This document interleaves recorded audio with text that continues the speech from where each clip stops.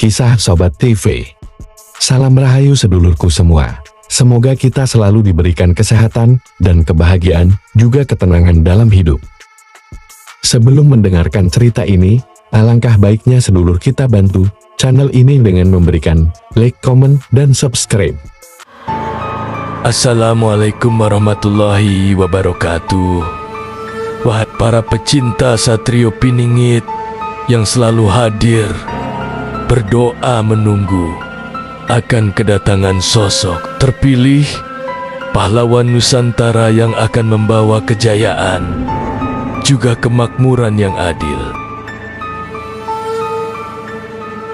Kepastian mengenai kehadiran Satrio Pining menjadi sebuah polemik yang selalu hangat sepanjang zaman untuk selalu dibicarakan. Sosok ini menjadi simbol harapan bagi rakyat Nusantara yang mendambakan adanya keadilan. Dari zaman kerajaan dahulunya, reinkarnasi kehadiran manusia super memang diutus untuk menuntaskan misi kehidupan yang menegakkan sebuah keadilan. Namun untuk menuju ke titik di mana manusia terpilih dapat mewujudkannya, diperlukan sebuah pengorbanan yang sangat besar, pengorbanan dan perjuangan yang tidak biasa. Seperti apakah pengorbanan sebagai seorang terpilih Satrio Piningit? Mari kita bahas secara detail sebuah pengorbanan untuk menjadi seorang kesatria, Satrio Piningit. Jadi sedulurku, manusia terpilih memanglah orang yang sudah harus mengenal dirinya. Dia harus bisa menuntaskan misi kehidupan tanpa bantuan siapapun, karena hal ini hanya dikhususkan untuk dirinya. Jalan ketersembunyian bukanlah ia yang memilih, melainkan sebuah takdir yang harus dijalani.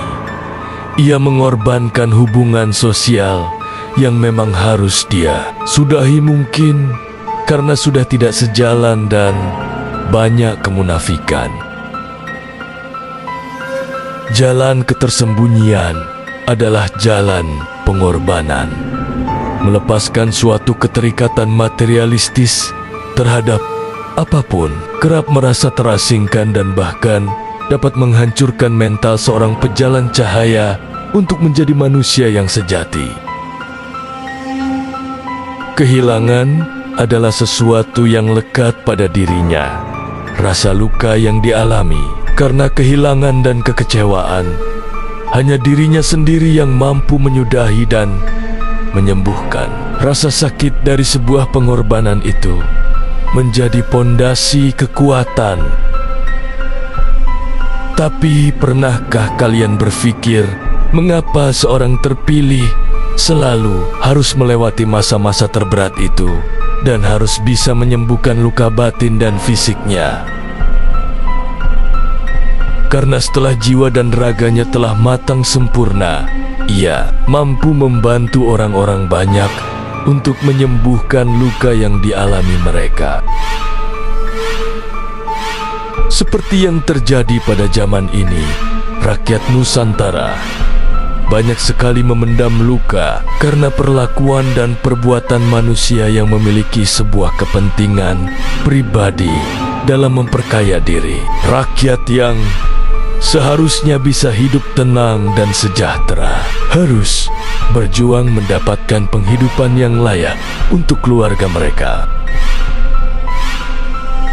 Rakyat tidak bisa hanya disuruh bersabar untuk kehidupan keluarganya. Maka dari itu, pengharapan besar untuk datangnya Satrio Piningit yang ditunggu-tunggu sangatlah kuat. Apakah Satrio Piningit yang diharapkan itu pasti datang? Atau hanya sebuah cerita belaka yang dikarang? Kemustahilan ini menjadikan rakyat Nusantara pesimis, karena yang ada hanyalah praduga saja.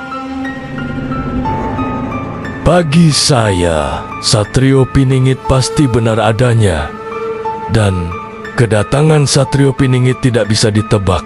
Kemunculannya mungkin sudah ditentukan takdir. Jam dan waktunya sudah Tuhanlah yang mengatur. Kita sebagai manusia biasa hanya bisa berdoa untuk hal-hal yang lebih baik. Satrio Piningit bukanlah sebuah karangan yang ditulis dengan tulisan biasa. Satrio Piningit adalah sebuah tokoh yang memang ditafsirkan akan datang. Dan penafsiran ini bukan oleh orang sembarangan, karena menurut Jangka Jayabaya yang ditulis oleh Ronggo Warsito memiliki nilai spiritual yang tinggi. Ronggi Warsito sampai menyebutkan beberapa ciri-ciri dari seorang kesatria terpilih Satrio Piningit.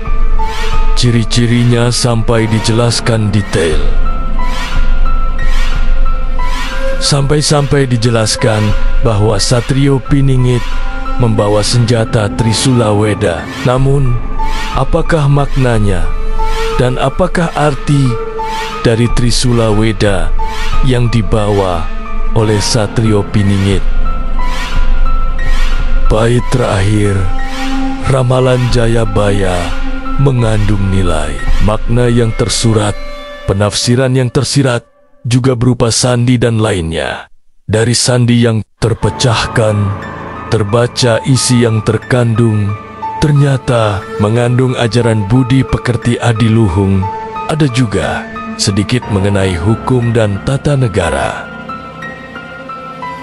Pembahasan Trisula Weda pada bagian kedua ini kita fokuskan ke budi pekerti adiluhung. Kita perlu memahami dulu apa sebenarnya senjata Trisula Weda yang dibawa oleh Ratu Adil.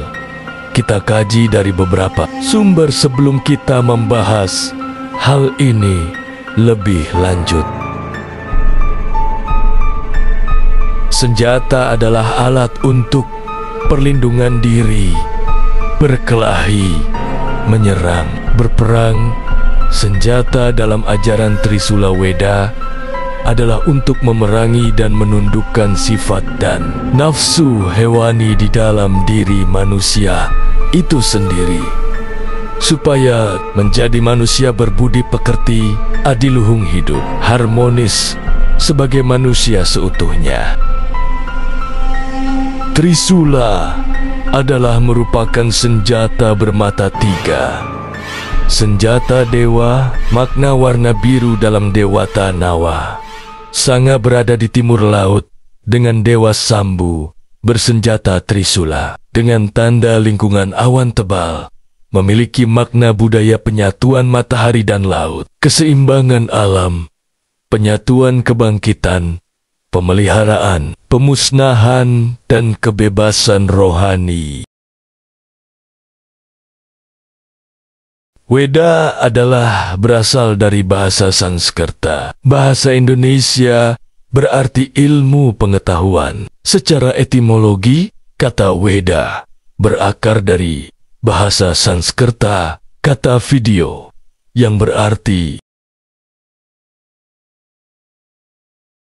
senjata Trisula Weda, pemberian dewa yang dibawa oleh Ratu Adil, adalah ajaran suci wahyu dari Tuhan. Bersimbol senjata Trisula Weda, satu pasang yaitu Trisula Weda Raja laki-laki dan Trisula Weda Ratu perempuan. Satu pasang senjata Trisula Weda ini juga merupakan simbol kehidupan dan jagat raya, identik dengan simbol lingga dan yoni yang banyak terdapat pada peninggalan purbakala pada candi-candi